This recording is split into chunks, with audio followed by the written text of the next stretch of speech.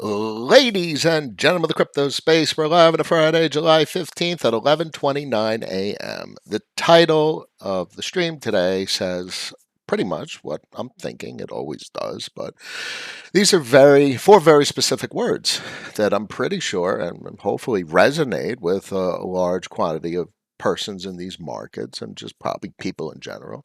They're very meaningful words that each one has a story to be told about them, but they all contribute to a lot of the things we interact with and engage with in these markets, especially market activity, and we all experience these words. And hopefully, people experience incentives, whether they realize them or not. Maybe it's at a subconscious level, but everything is based on incentives. So, the four words incentives: fear, risk, and hope. Let's start with what I wrote for the description of the stream. I think it was a decent introduction.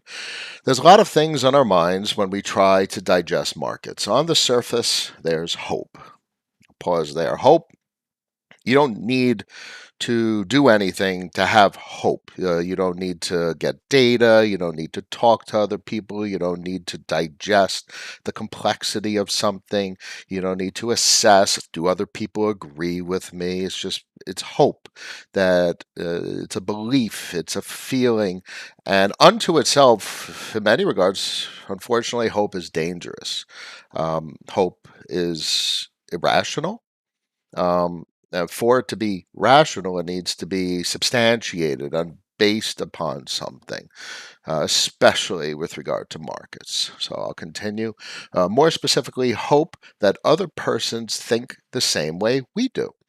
So this plays into things way outside of the markets. This has to do with personal life and the way we think about ourselves, and especially religion, so on and so forth, and purpose in life and meaning. And we hope other people think the same way we do. And clearly, what happens in a market if people think the same way we do? The number goes up because other people are like, "Oh, I want this," and they buy it, and then more people buy it. They all think the same way, and the number goes up. So we all hope that, but hope is a dangerous thing, as I said. We take the risk hoping that this is the case, but there's data that suggests whether people think the same way we do or not. So this is why I say hope has no business in especially markets, and I diminish hope in many regards. I'm just an overwhelmingly rational person, and I value data, verification, confirmation, confluence, so on and so forth. And it's critical to digest the data. It makes all the difference in making decisions that are based on fact, things that actually are, rather than instinct and just trying to manifest something into reality. We need to actually do something for something to occur. What we fear that people think differently. Oh, I mean, literally, that just surmises global conflict throughout history. Um, but there's one thing that puts it all together: incentives.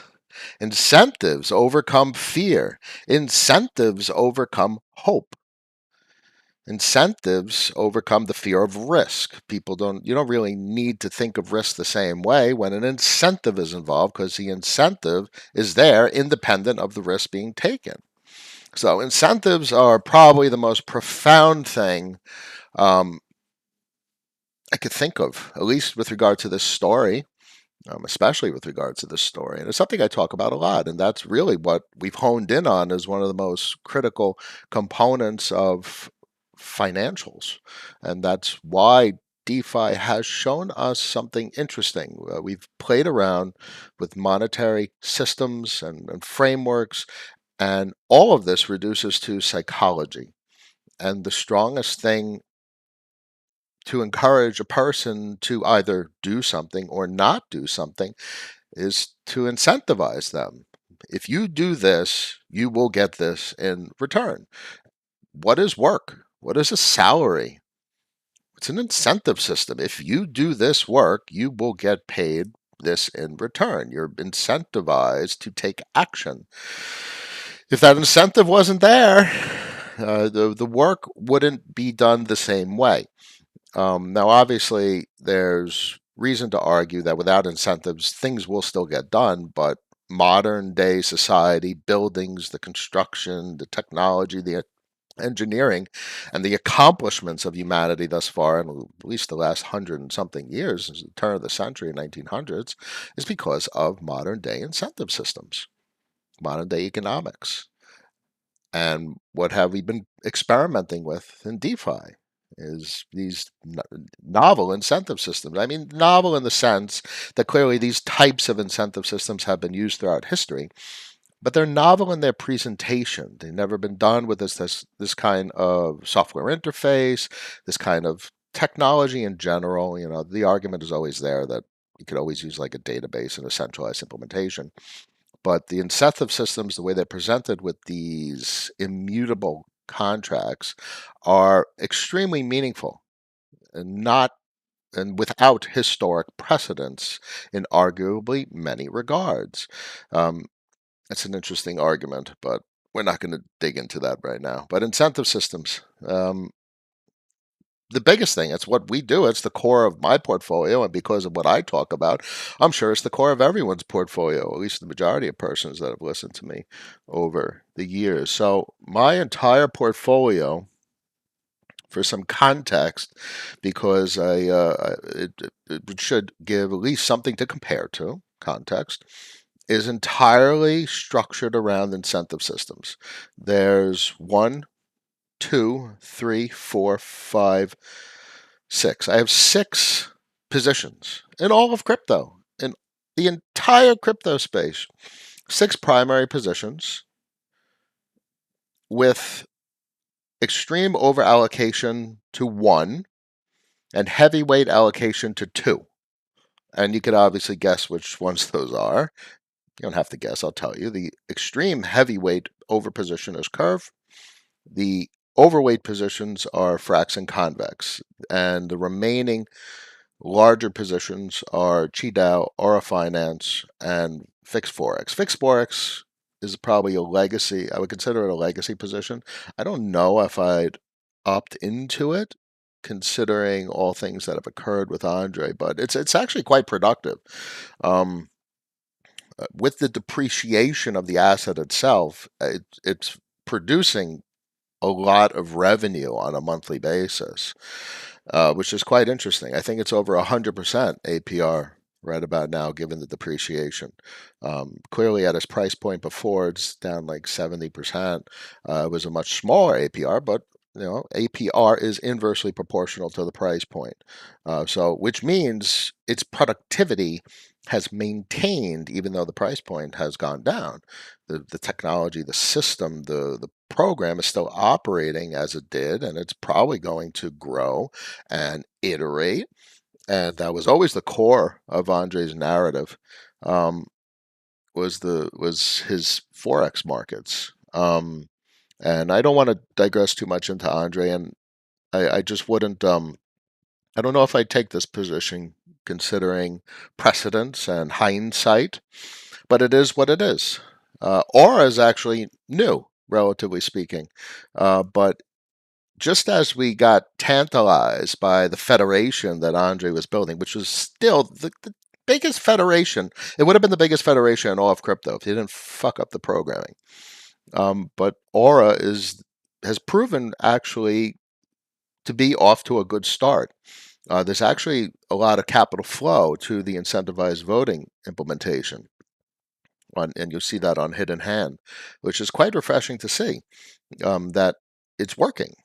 And that's meaningful because the Federation is the biggest narrative to have emerged in crypto thus far in the last 2.5 years. And this is the only other emergence of a federation other than the Curve Federation. So, I've done two things over the last maybe 2 months, two positions. That's it. And one of them was that relatively small position in Aura at about 66 cents, which, oh my God, I'm beating myself over the head every day that I didn't take a 10x on that position. it would have been so productive. It would have been one of the most productive positions in the portfolio at a relatively small valuation, which means it's actually much more productive than the other positions. The last week's claim was extraordinary. Um, so I'm beating myself on the head, but I'm not going to modify my approach. I'm not going to allocate based on hope or a desire to fix the unfortunate reality that I didn't take the risk and I didn't do what, in hindsight, I hoped I did do, or something like that. But it is what it is, and it's a relatively moderate sized position. It clearly is in the top six, the only six positions in the portfolio, and it is what it is. Let's take a look at the main screen, and we'll see what's going on with the chart. This is curve. So clearly, other people believe the same thing. They're seeing it the same way. So there's been very healthy price action. So much for a bear market. This thing launching at in the 40s and ripping to $3.40. I wouldn't take a position here. And if it goes up, it's a missed opportunity. If it goes down, I have an increasing potentiality of adding to the position. But unfortunately, I don't have much free capital. I have savings, and I treat the stable coins as a bank account, and I spend it, and I use it. I consider it a salary, and it's income. So I don't want to decrease the amount of savings that I have, unless it's taking a position size that is favorable. So I'm not a fan of relatively small positions. I'm a fan of oversized, concentrated positions. So I'm a fan of not going all in and not spreading too thin. And I don't like the smaller positions. So, in fact, the position size and aura that I have is it's not atypical, but the reason I I felt justified in taking the position is because I did have three two other existing positions around that size. So it's an undersized position as compared to what I would optimally want to have. But in hindsight, it is what it is. What could I do? Um, I don't know if I'd add on the dip or especially appreciation. I wouldn't be adding going up. Um, and I don't feel bad about it. I don't hesitate to say that it's okay, and I won't feel bad about missing out on further upside and further downside. I know what the protocol has shown us thus far, so I'm quite content with its behavior. And I believe it is manifesting the characteristics of an early federation, which is refreshing. In which case, it'll keep appreciating, which is good to see. And then I made a good choice. Not the best choice possible. Damn, I should have taken 10x more in size, but all right, fine. Let's take a look. Let's flip over to the curve chart and we'll talk about some comments and then I'll talk about what curve's been doing. Dan's in the house. Good morning. Igor, please small explanation of how minting UST on SNX would work. Well, you mean SUSD? UST? So SNX historically is collateral to mint a stablecoin, and that's basically how they manage the peg the same way every other stablecoin manages the peg. And it's become significantly easier since Curve came along. So Synthetics was before Curve. SUSD was before Curve. So it was a little bit different back then. In fact, most of DeFi is based on early Synthetics contracts. So Synthetics is one of the pioneers of the entire DeFi space.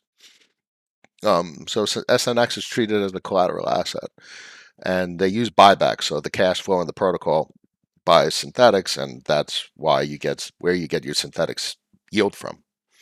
Um, Greatest show on earth, no BS, just real alpha. We can do better. That's right, Dapper, my friend. We can always do better, and I say that to myself all the time. And a missed opportunity is not something to fret about, meaning I wish I took a larger position in Aura, as I've said, but next time I'll do better.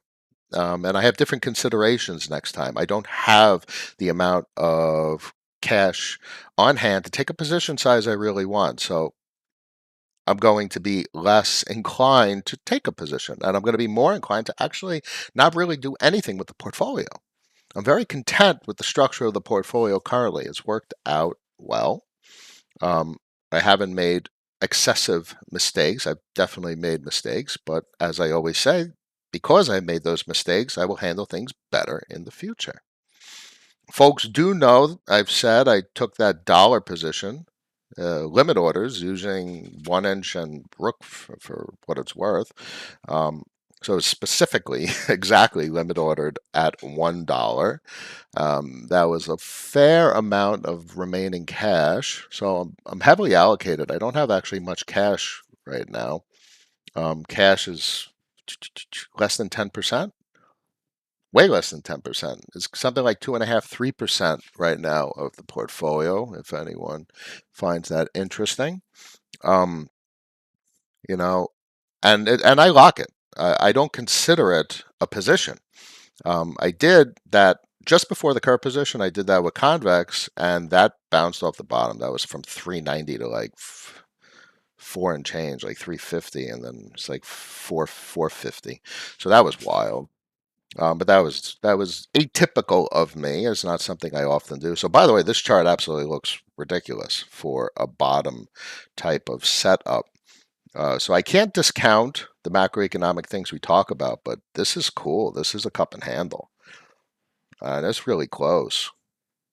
I mean, even a $6.75 price point is extraordinary with regard to weekly returns that Convex pays with its incentivized voting.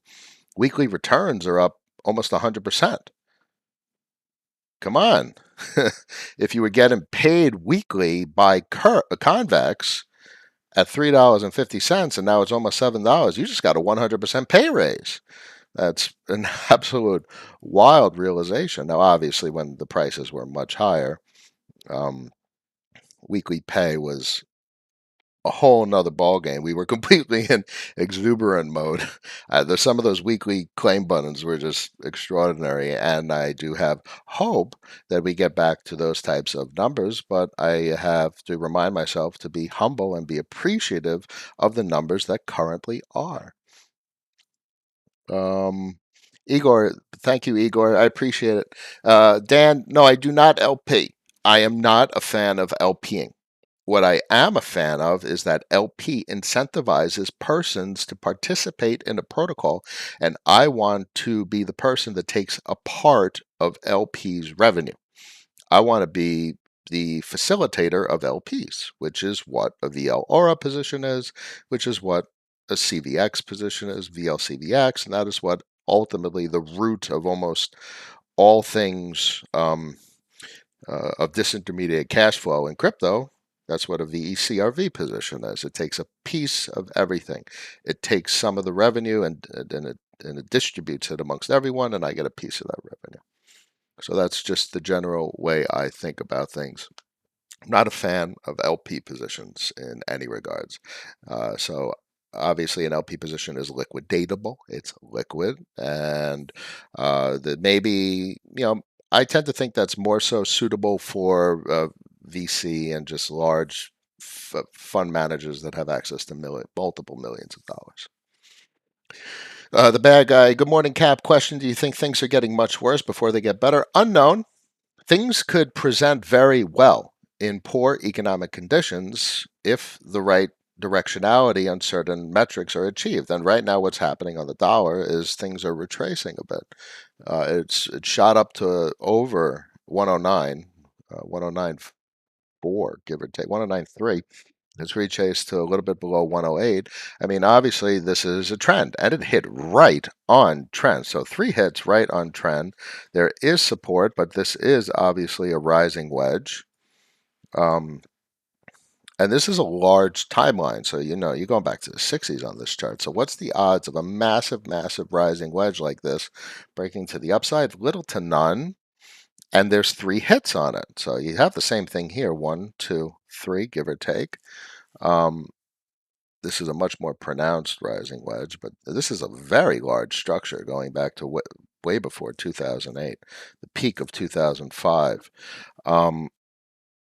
So I'm not indicating that we don't have continued dollar bullishness from a forex perspective, but generally speaking, there's an inverse correlation between dollar price action and risk markets.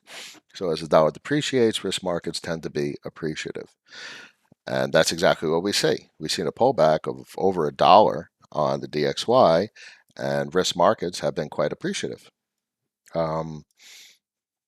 Let's say not 100% on the psychology of it, but they're loosely coupled knock-on effects, and obviously purchasing the psychology that goes into purchasing these assets. There's a risk component. That risk, the only way people ever take a position in stuff like this is if that risk is overcome with confidence, conviction, and belief that it is actually a legitimate system, and incentives surely help with that. That's the whole point. Incentives are the driving force of all human behavior, and incentives very much often overcome a person's resistance to take action because of risk. They're like, I fear that something is not going to go the way I think. Oh, but I'm incentivized to do it anyway. And it's written in everything we do, and that's exactly why there's criminality, so on and so forth. It's all about incentives. Um, the bad guy in terms of macroeconomics, yeah. Let's take a look at. I mean, the yield curve on bonds is devastated. So banks make money on the spread between bond yields. So if the yield curve is inverted, I mean, they're doing things that they don't typically do. How are you going to make money on a spread when a 30 year is paying less than the short end of the curve? So, banking operations have been completely disrupted. Banks are cutting off dividends. Their earning seasons are going to look like shit. And what I expect generally is a large redistribution of capital from historically things that were, growth oriented, but we're not talking about tech growth. That's a bit of a different story. Well, but obviously things were redistributed from tech that was overwhelmingly overpriced to other things, and we had the commodity boom, and now the commodities might collapse as people's credit and savings run out, and we have GDP probably rolling over and inflation probably rolling over. So it's a very dynamic system, and this really is the bullwhip effect that Michael Berry mentioned. So it'll come down strong, fiercely, ferociously, sharply. Um, but that ultimately results in one and only one thing is further redistribution of capital. So what happens when there's uncertainty in the markets and like a macroeconomic shit show? People take risk off the table, they get more protective, and they redistribute capital to things that, one, preserve that wealth, and two, they see opportunistically heading in the right direction. So we'll see if there's a big risk off into sovereign debt, which is what we historically see. That's clearly what happened in 2020 to the greatest degree ever in the history of the US bond market. Nothing like this has ever occurred.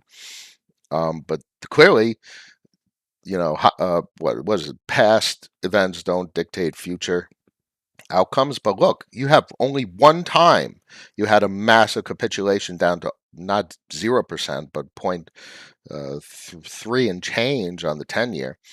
I mean, you're going off of one event, really. A lot of folks that are diehard bond enthusiasts.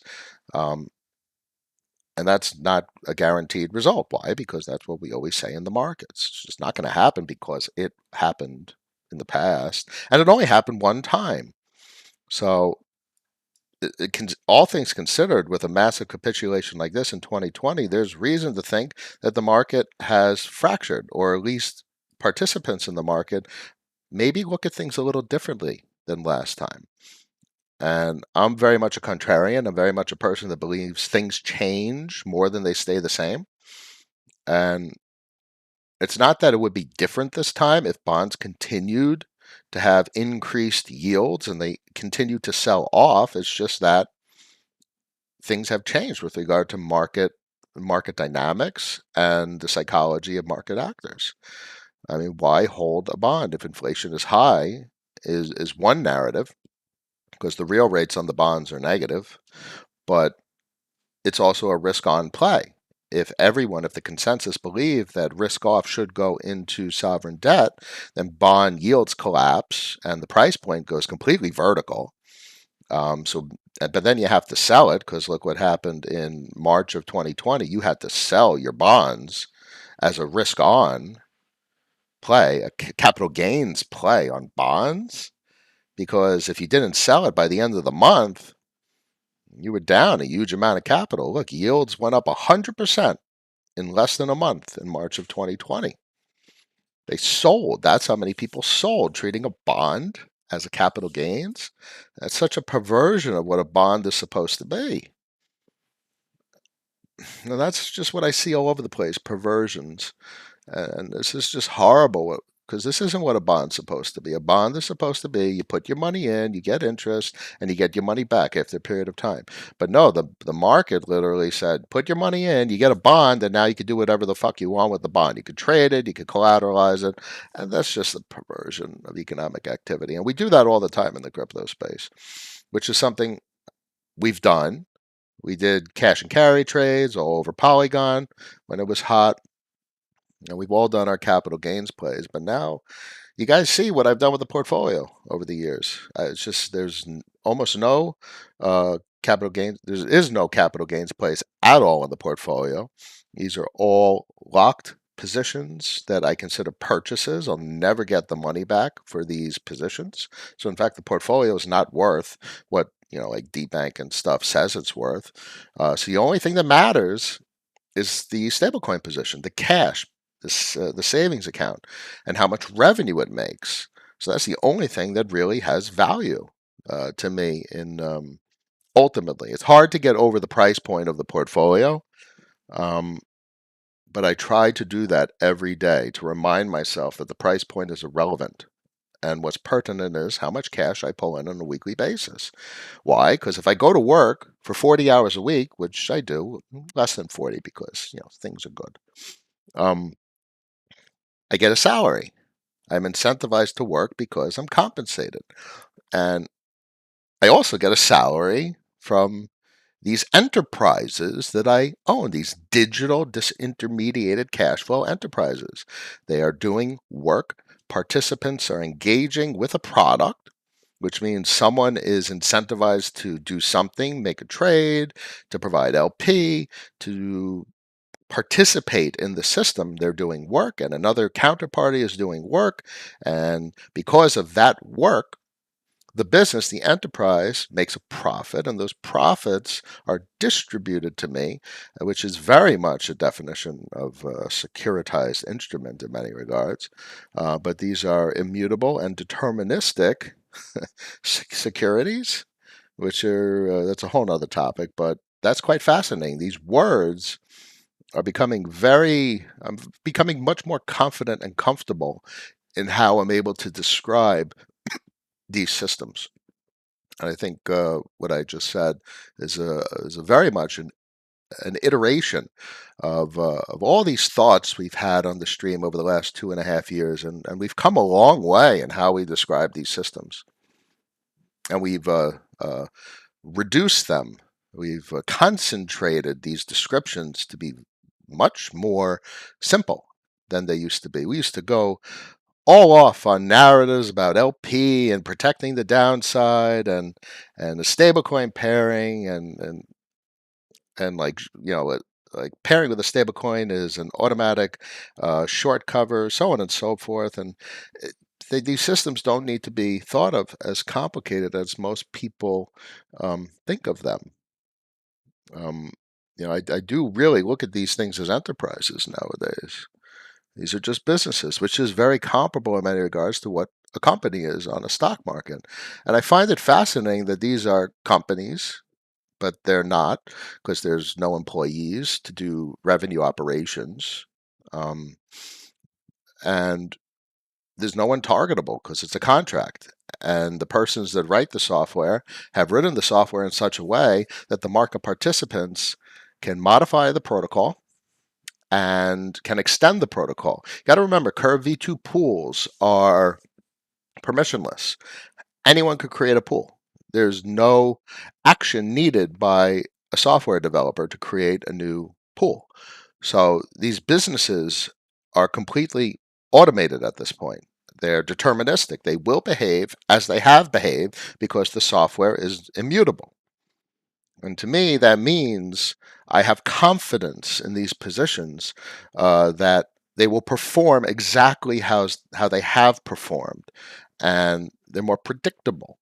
Well, the software is deterministic. They will behave exactly as they have behaved, which is quite interesting. Last couple questions, and we'll wrap it up for today. Do you have an opinion on the potential for the options market with crypto to gain real traction? So, a lot of the detractors of the crypto space say it's a giant casino, and it is. And I don't knock on gambling, and options are the epitome of gambling, and human beings will always gamble. They will always take risk and try and capitalize on it. So, in that regard, I have a high opinion of owning poker tables. So, I don't have any ownership of them because I've gone lower. I believe that the Forex markets, what is Curve? It's a Forex market. What is Frax Swap will be a Forex market. But Frax is a very interesting beast, what they're doing with Fraxland and what they do with the Treasury and what they do with everything they do, because they're kind of everything. And really what Sam describes it as is it's like a central bank, but it's also like a corporation that has a balance sheet. So they're diversifying. So I don't want to digress too much. I mean, it's not my largest position in any regard.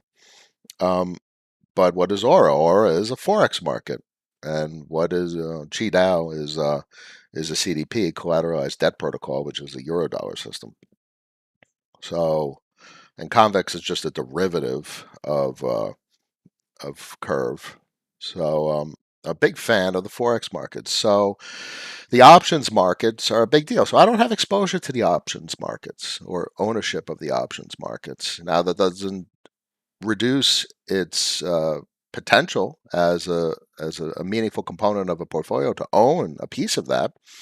I just can't go all in and can't spread too thin. I didn't have enough capital to own those types of companies in my portfolio, and that's okay. And but I have a high opinion of certain protocols that are being built because they're revenue share and they're diversifying and they're being composable, so they're being consumed by other protocols. So they're building, in a sense, a federation, just a different federation that what you know Curve and Aura and Balancer are building.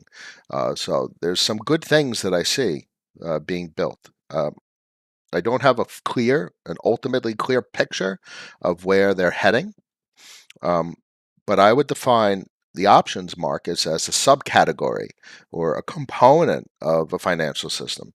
What is the root of a financial system? The capacity to exchange a forex market. Tyler finally made it live again. Hope you're doing well, Noah. Flare Network has officially launched into observation mode. Very excited to see how the network unfolds. Yeah, there's some very interesting things to see with Flare. It's going to be interesting to see what happens with Pulse. Richard obviously has an incredible following, a passionate following, and Flare does as well. They caught on to a lot of the XRP community.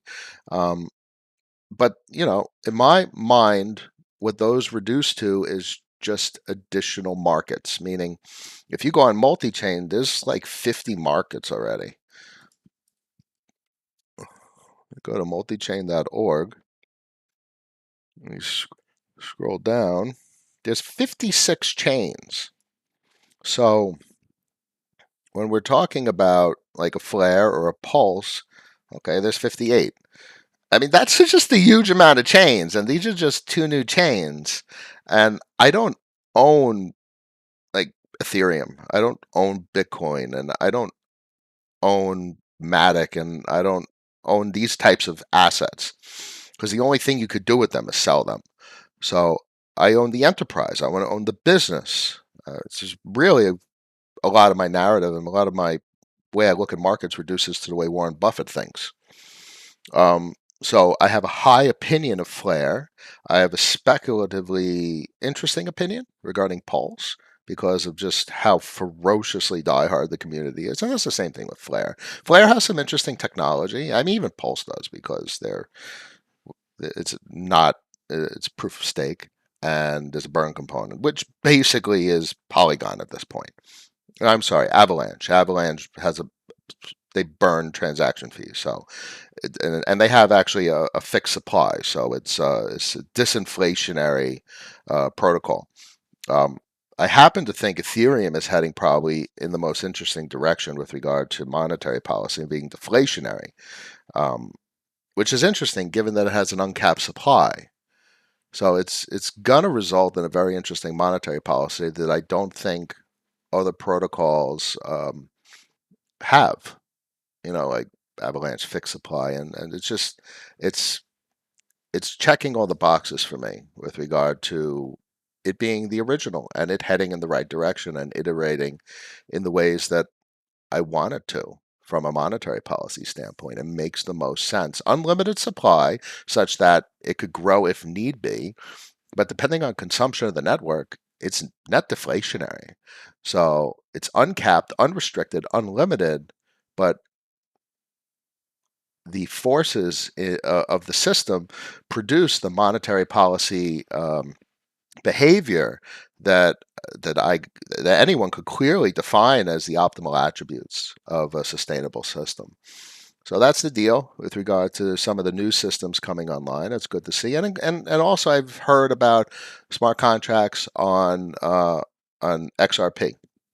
Well, XRP L on the Ledger network rather than the coin. The coin really doesn't do much, but the Ledger network is meaningful, especially given that it's a non-incentivized node system. So that's pretty cool. There's things there from an academic perspective, or from why would people host a node? Why do people host Bitcoin nodes? They're incentivized. They mine Bitcoin, so on and so forth. So we go back to incentive systems, and this could be very interesting over the next decade. I don't think there's going to be 56 chains. I think this will dilute significantly, and or rather not dilute, rather concentrate, and there'll be much less chains in the coming decade. Rupert's in the house. A pleasure. Crypto bets. Buenos dias, jefe. Yeah. Buenas tardes. Ahora tengo hambre. Voy a comer un ratito. Ah, gusto verte. Um, hey, Cap, do you have any thoughts that Synthetics GMX is looking to implement? Uh, Generally, those are two things that are very interesting from a technology standpoint. Synthetics are a big deal. You could do so many things from a digital standpoint that you can't do from a traditional financial standpoint. I believe strongly in permissionlessness, and I'm very much a libertarian, so I think that people have the right to do what they did in DeFi over the last 2 years. I'm not a fan of rug pulls and malicious activity, so I think there is a great place for law enforcement to be involved in the crypto space. I'm not a fan of regulation necessarily, light touch regulation. So in many regard, I have Republican tendencies regarding that. Like clearly, like banking rules, like what happened with CFI shouldn't happen because they it was just horrible. They just handled it. They were banks. They were rehypothecating, and they were fractional reserve, and they didn't follow any of the banking rules. So that was just horrible. So that can't happen again. But I believe strongly in permissionlessness, so the libertarian in that regard. So I have a very diverse um, political positioning. I don't align myself with anything in particular. Got to be rational, boys and girls. Dr. Clayton, Asarco, I made it live. Thank you for producing these streams. Great rational content. I hope it makes a difference, guys, because these markets will absolutely drive you nuts. We've gone over so many things over the last couple of years. One of the biggest curses is over allocation and excessive diversification. And it's hard to concentrate because if you concentrate on the wrong thing, um, it can have very negative results. So how did I resolve that? use the word survivability of late. So, what is most likely to survive? And that could receive an over allocation, larger concentration of the portfolio. And how do you handle risk? Position size. You take a smaller position. Um, Uncertainty. You got to watch the position size. And focus on revenue rather than capital gains. Now, obviously, that's a complexity with regard to portfolio size, but we've talked about that, and we'll continue to talk about it. How to tackle these markets depending on portfolio size is meaningful. And a lot of folks do mention to me that a good part of how we got to where we are is because of capital gains. And I don't diminish the potential or the significance of capital gains. So if you ever see a good opportunity, look, I just did that with Convex. I took a nice capital gains play on Convex. So you can take advantage of an opportunity. But my mentality nowadays is sustainable capital allocation. There's nothing sustainable about a risk on capital gains play where you have to watch the technical chart for the breakout and sell the breakout to take the money of the persons that entered the position after you did. So you got to watch the chart. You have to put in the work, the time. Whereas with different strategies, you could be extremely passive, sit back, relax, let the protocols do what they do. And everyone else in the market is running around frantic doing what they do. And you're just capitalizing on their activity, their behavior, their work. They're putting in time, they're putting in effort, and you're just getting a piece of it. So maybe I've turned into a horrible renter. Maybe it's not a good thing, but it is much less frustration, and it is much more sustainable, and it is a fun story to tell. So I will continue to tell the story. Friday, July 15th at 12:11 p.m. As always, I thank everyone for joining me. We all can do better together. And as always, after party on Discord for the most rational community in the entire crypto space. Love all you guys in there. I appreciate you every single day. And I look forward to chatting over the weekend. I will see you